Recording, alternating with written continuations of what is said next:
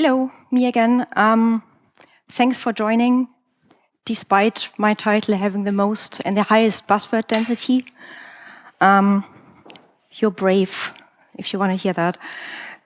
So, I'm going to talk about microservices, Conway's law, and the Innovators Dilemma. There's much more buzzwords in this presentation, and pirates. Just as a quick introduction, how it happened that I did that presentation. I work at SAP Hybris, which is part of SAP, which is a giant corporation. And what giant corporations really, really like to do is reorgs every year, once or twice or 3 times. And so when it was the reorg time of the year again, I was sitting on my sofa and I was thinking, why do we need to reorg all the time? Is it so bad what we're doing now, or is it actually good? Because I never really thought about that. Everything just happened somehow. And then I started. I can only think when I write PowerPoint presentations. I really don't know why. And so I started making this presentation, and I want to share it with you. And a lot of that is stuff that I made up. So if there's something which doesn't make sense to you, that's understandable. Maybe it only makes sense to me. I'm super curious to hear your feedback and start discussions. So what we do, we believe, first of all, that developing scalable software for the cloud requires a change in organization and architecture. And microservices are a key concept to our strategy. Now, we heard a couple of talks today and yesterday as well that say microservices isn't a strategy. There should be a different strategy, and the microservices is what's following up of that. It's different here because we're building an app store marketplace for microservices. So it's a key concept of the strategy, indeed.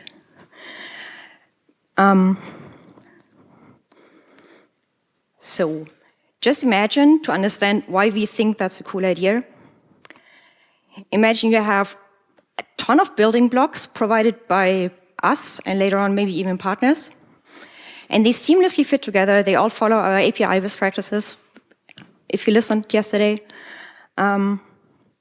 And the idea is that if you have that set of building blocks, which is just there, it's much easier to build your own new solutions without a big upfront investment, because the main building blocks are already existing. And the other thing which is new is that we have that all, it's a multi-tenant cloud solution, it's pay-as-you-go, consumption-based billing.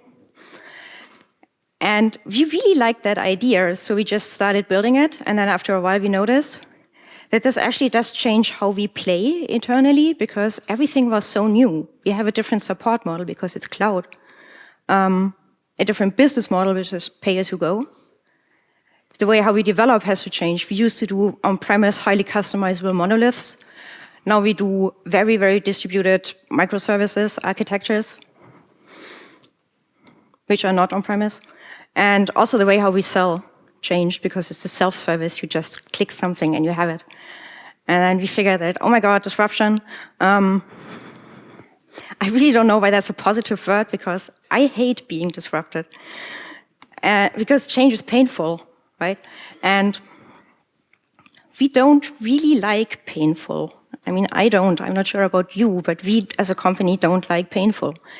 So we tried making that change in our organization as smooth and as painless as possible, because it was a big change for every single person involved.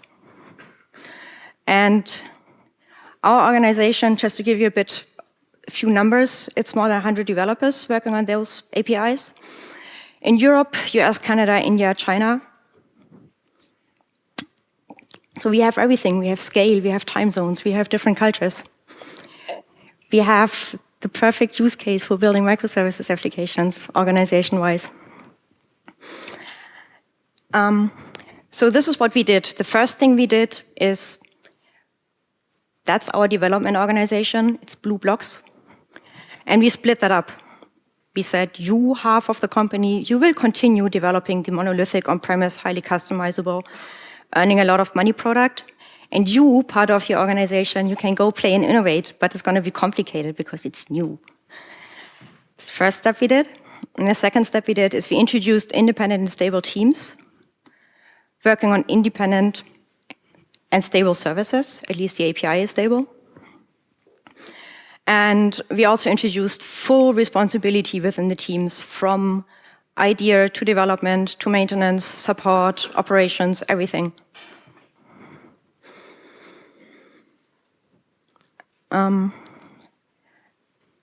First step, divide and conquer, full responsibilities in the team. Second step, we got really, really detached from the rest of the organization, and we did that on purpose, because if you want to go fast, go alone. Even only yesterday night, I went out with 10 people. Some of them might be here if they are not hungover.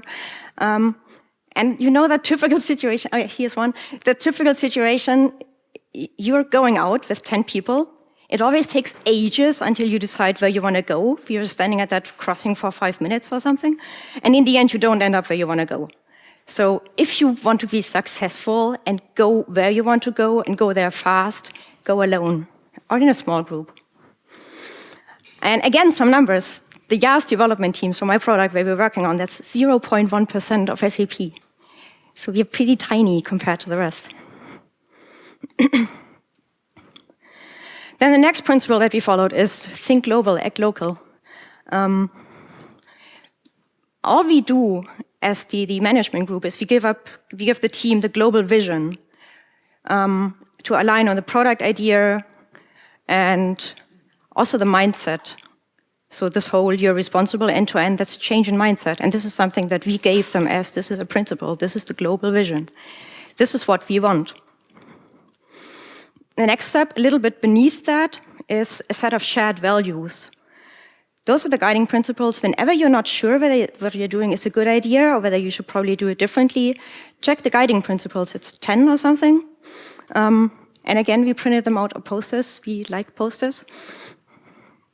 And they focus on different things. They focus on organizational principles, architecture principles, API principles, user-friendliness, a lot of stuff like that. But it's kind of concise. They all have an explanation why we think it's important and why it will help us achieving the global vision, so that they are linked to each other.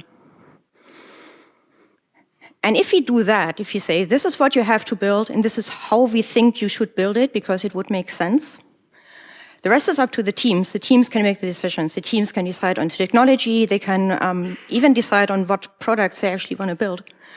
And that works rather nicely because you have this seamless chain, right? Everything links back. If you take a local decision, check the shared values. When we wrote the shared values, we checked with the global vision. It's all linked together.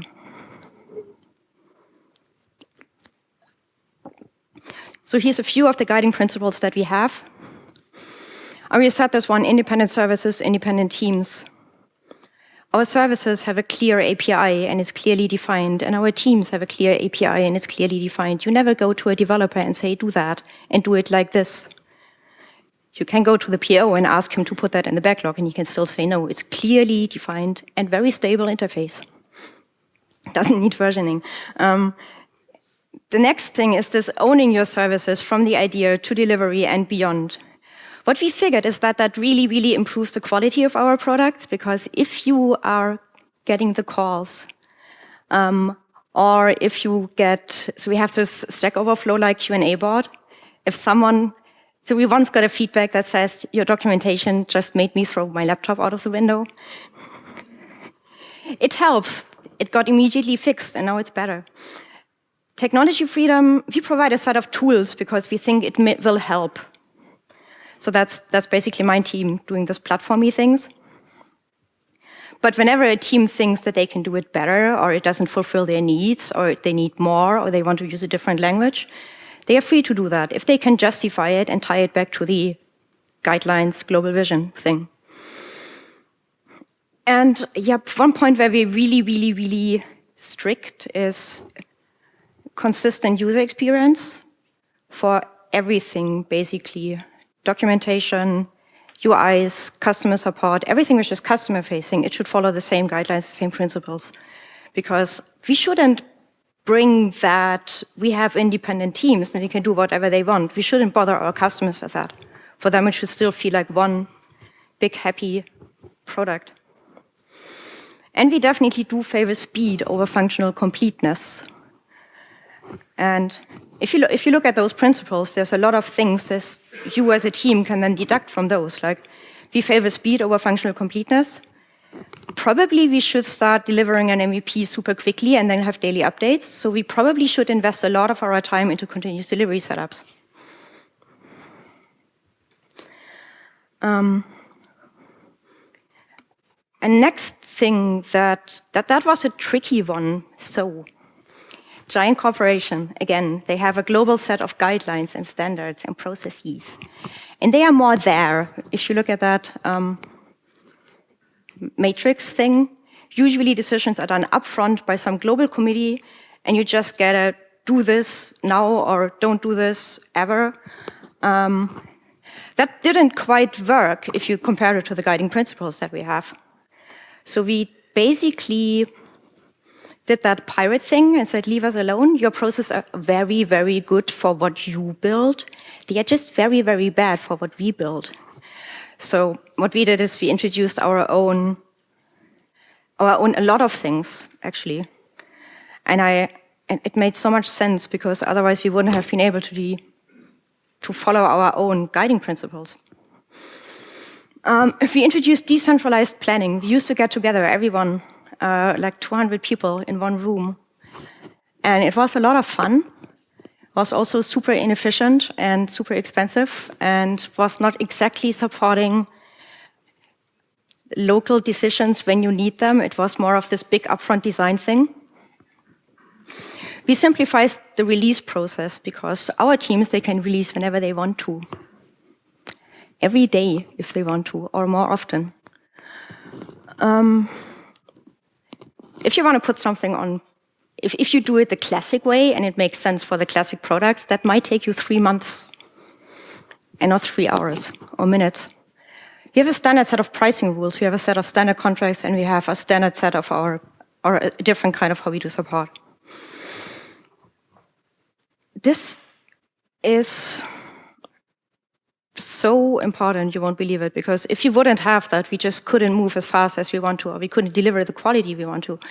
We would be totally detached from our customers because there's a separate support team and they take care of everything.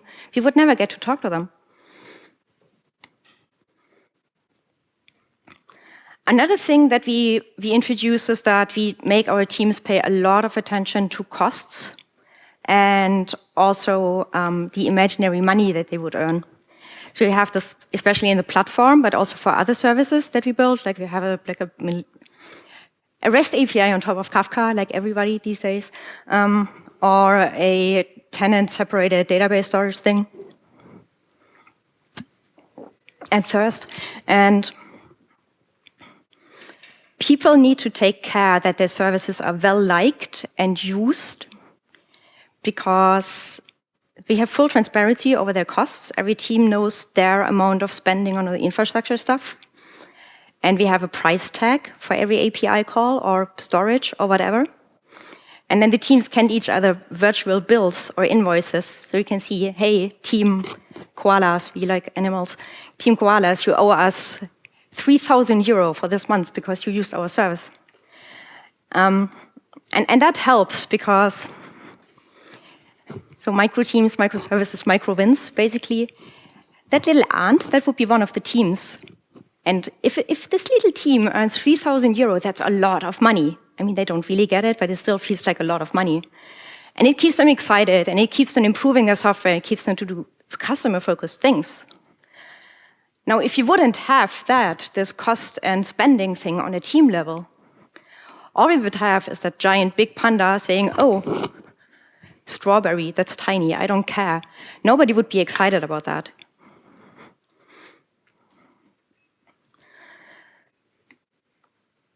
Another important thing that's not exactly related to microservices, but it's related to building this new product which works in a totally different way. Like everything works in a totally different way. We changed a bit the way how we plan and prioritize because it was, it has established software product. It's very easy. You have customers, the one who pays most probably gets it. What what we did, we started from scratch. We started with nothing. We didn't even have customers. We didn't really know if the market likes that, so we started with a proto persona. That's how we think our dream customer looks like. He has glasses. That's the key point, and sneakers. So it's clearly a developer, right? And what we did, we identified a few key traits or features of him. So we think, and we actually picked some people in the office that are very much like that guy, so we could always check. They like new stuff because it's new. Just because it's new. They have their own ideas and don't just take whatever's there. They also want to build and not only consume. They're very innovative people. They want to invent new things. They have their own ideas that they want to make happen. And they want to do it whenever they feel like doing it. So it might happen that it's the weekend and they just want to try it out, or in the middle of the night. And that point is super important if you think about how you design your documentation or your sales process, because it just has to work without anyone being awake. Yep, they do like documentation, but only when they get stuck. So usually, I'm not sure about you, but I try not reading documentation unless I really, really need it. So the easier it is to use to get started, the better it is. And yeah, we added that because if this guy would be scared of having his data in the cloud, then he wouldn't be a good user of our software. So that's like a must for our customer. And yeah, so if you see that, we are rather picky with who we want to have as our customers. They should be like him or her, I'm not sure. And what we did next, after we identified those key properties, is we put him on a map. This is a predefined version of the, that bell curve from crossing the chasm, probably.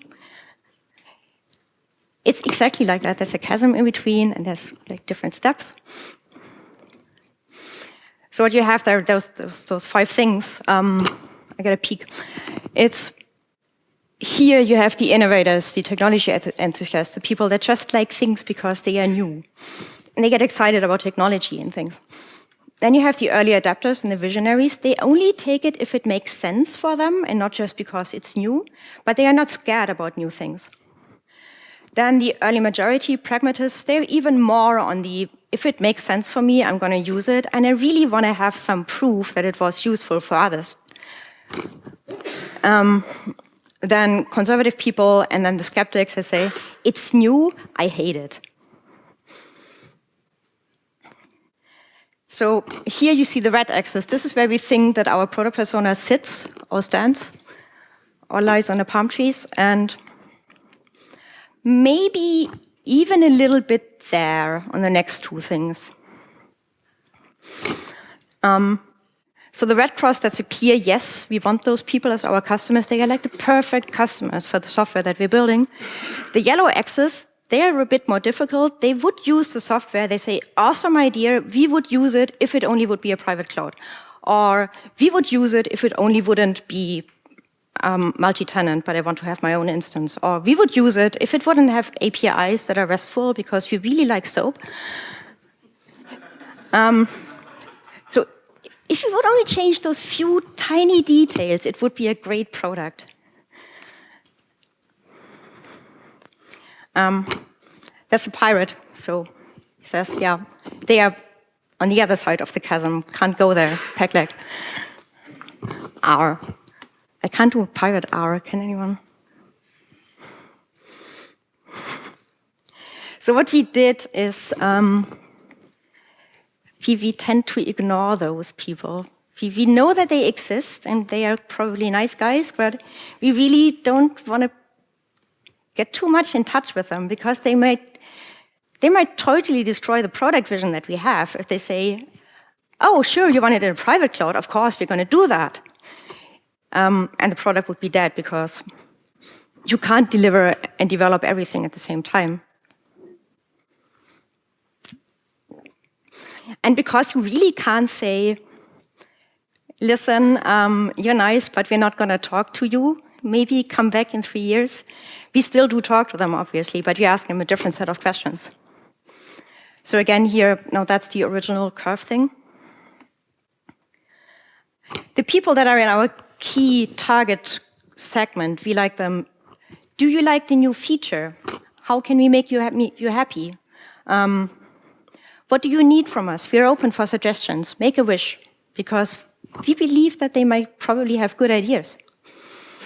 And for the other ones, we are more like, we're trying to figure out what will prevent them from using the software so that you can start thinking about that, and we can add it for future iterations. So trying to find out, how do you work today? What is it that you don't like? Would you possibly use it if you would only change that tiny thing? And that's also very valuable input and feedback to collect and to keep in mind for not now. That's the important thing. So how we typically work is, like everyone here probably typically works, build, measure, learn, and then iterate. And in each iteration, we try to add more and more and more customers, because in the beginning, when we started, we were prototyping the first version of the platform within 2 weeks. So we said, yeah, we don't really want to have too many customers on there right now, because we're just going to be swamped with feature requests. So we added 3 teams, and it got more stable, and we added another 3 teams, and so on and so on. Then we started adding external teams, and we started doing hackathons, and we got more and more and more feedback. But we didn't just start with everyone, because that would have killed us again. Oh, I also added an animation.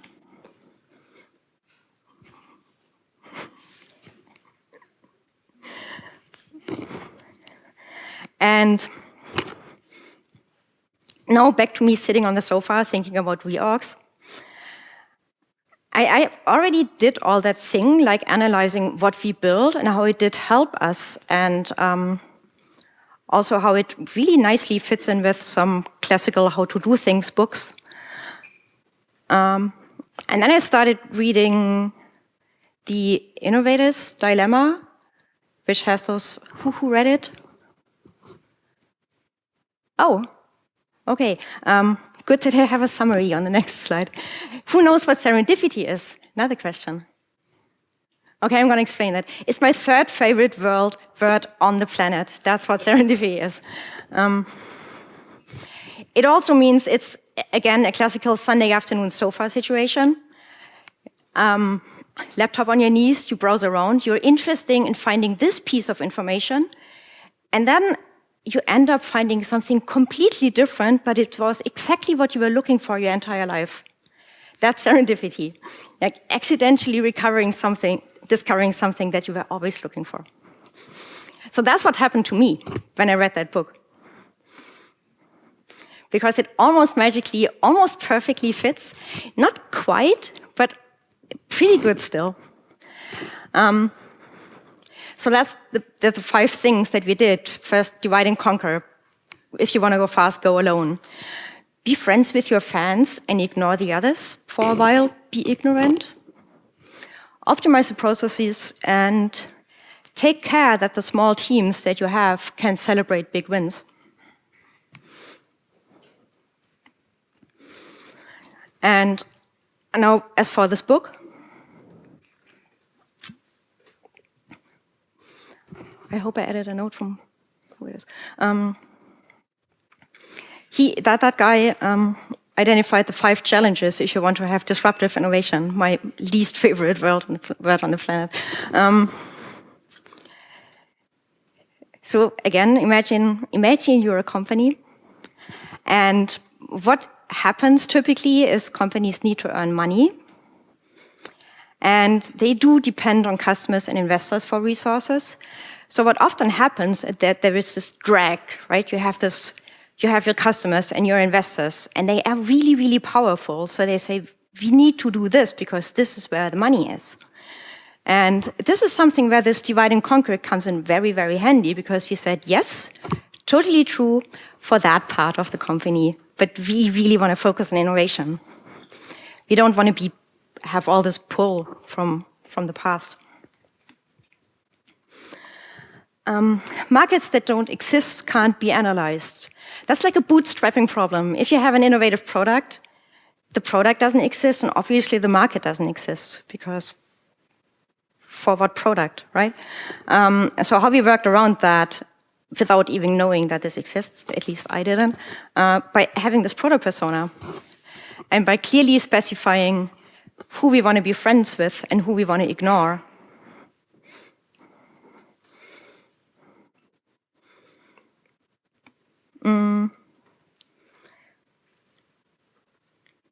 Technology supply may not be equal to market demand. So what that means is, I got a cheat, peek. My amazing notes don't mention anything on that. Let me think.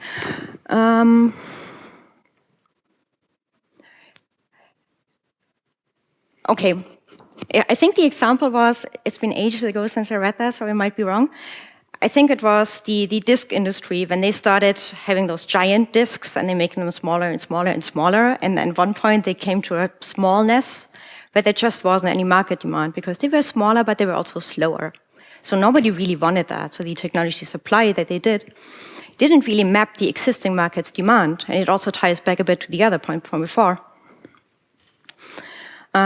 That's why it's important to find and develop those new markets and identify your friends and your fans.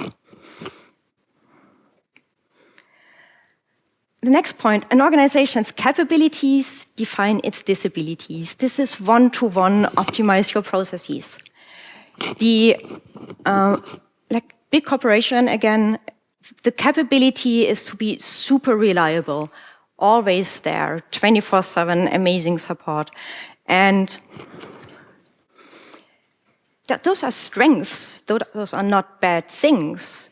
But the problem is that this also implies some of the disabilities, because if you're super reliable and always stable, that's kind of the opposite for being incredibly fast and maybe not perfect. So what you need to do, if you want to change the organization, or at least if you want to work in a different way, you need to separate that cleanly and say, organization, what you're doing is great. You have your capabilities, you have your strengths, and they are awesome, but they are just not our strengths. Please let us be different.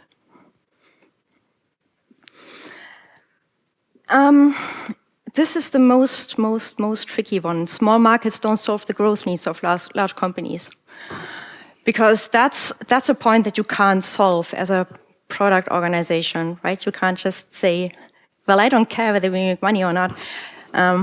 Doesn't work. So we did come around a bit of that. So one of the things that ties into that is that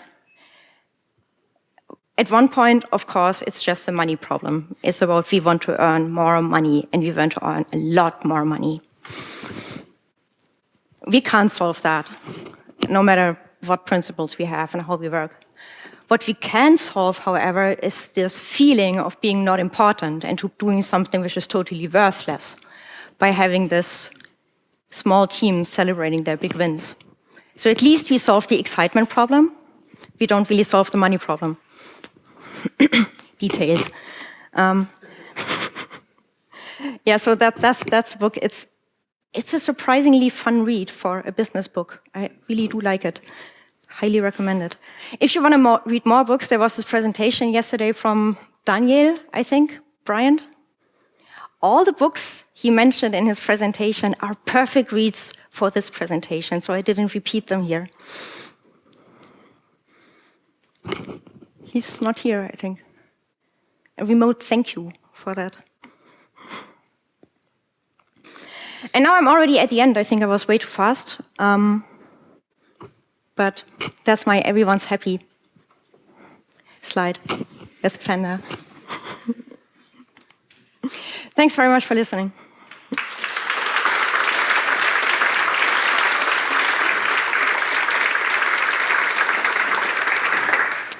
Are there any questions?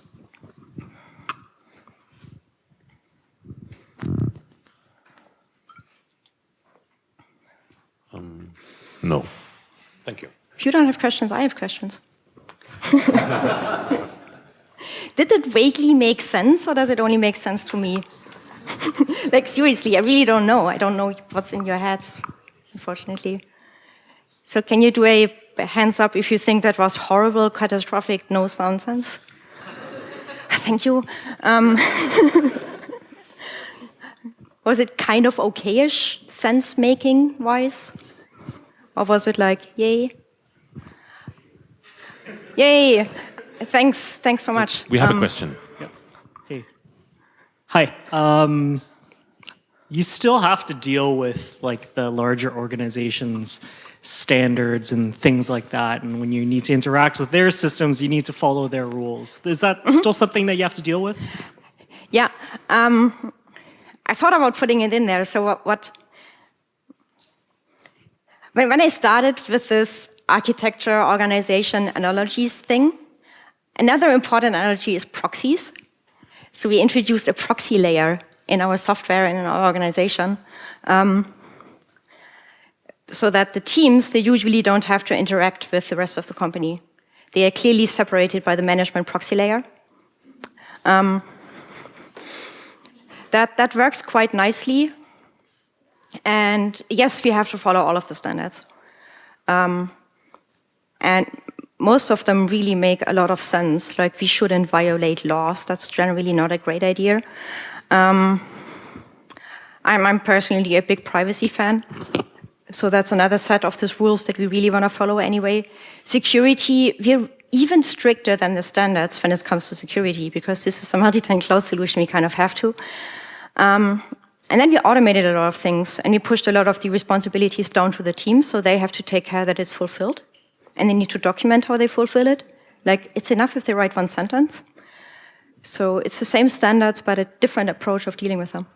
And the team is happy to be able to take on those responsibilities. Like, they can't totally run loose and do whatever they want. They still have to deal with this stuff, and they're okay with it. Partially, it's very mixed, indeed. So in the end, teams... What I figured is that teams have their own personalities.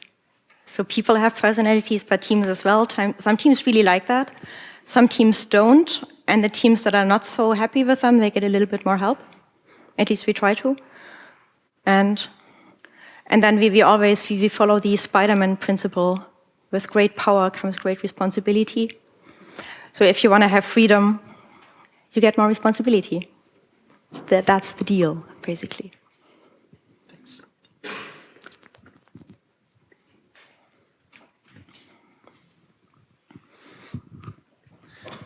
You had this slide where you were drawing up the flow of the central vision or the great vision, then the shared values, and then what the teams make of it. Is there a direction back into the shared values when the teams figure out that they want to work in a certain way, that it flows back into really a shared value, or is it just a breakdown from the vision into a set of values that's implied for the teams? Yeah, we don't have a formalized way of doing that. That might be a good idea, though, because so I trust the teams enough to think that they're going to complain if they think that doesn't make sense. It probably won't hurt to just directly ask them what they think of them, because they are already 3 years old. We iterate over them sometimes, but thank you. When I understand it right, the teams doesn't have directly contact to the customer? To the customers, they have, yes. Ah, they have. Yeah. Okay. Unless they don't want to.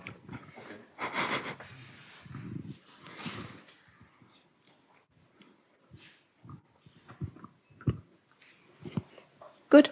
More free time. Thank you.